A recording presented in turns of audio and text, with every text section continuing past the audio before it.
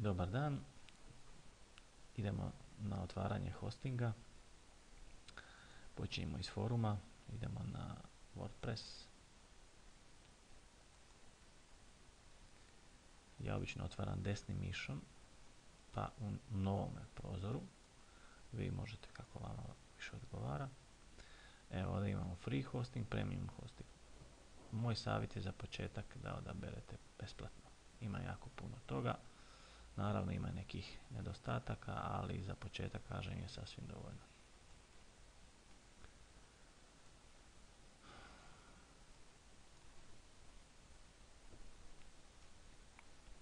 Upisujemo prije svega domenu. Evo stavit ćemo primjer. Dakle, ovo je u stvari subdomena, ovo je glavna domena. Možete naravno i kupiti domenu, ali opet kažem za početak ne savjetujem.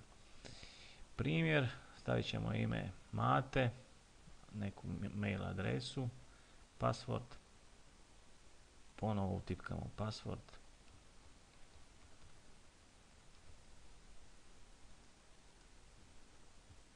ovo je verifikacijski kod kojega skoro svugdje treba upisivati. Morate se složiti s uvjetima i create my account. Evo kaže, adresa morate malo pričekati 2 minute. Kaže account setting in progress. Malo ćemo pričekati. Evo ga. Sad, ovdje možete puno toga pročitati. Pišu vam podaci o cijelom vašem računu i tom možete pristupiti kasnije. Uglavnom idemo na control panel. I u control panelu ćemo uzeti podatke koje su nam bitni za kasnije. Ti podaci se nalaze tu, view FTP details. Najbolje vam je ovo sve prekopirati. Znači, ovo tu.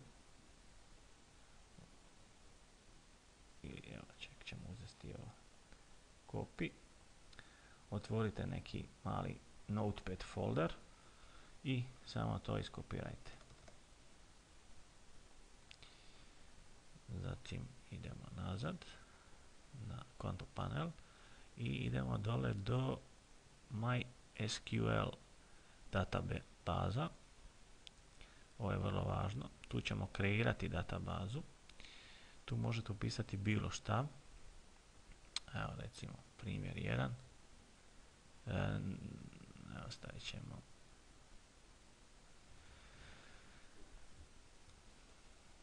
evo recimo db345 dbu 999. Password naravno po želji. Mora vam sadržavati slovo i broj.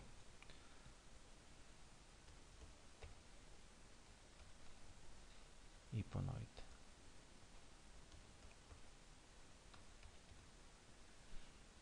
I ovo može biti bilo šta. Create database. Evo ga. I sad imate podatke koje ćete također kopirati i staviti u notepad file.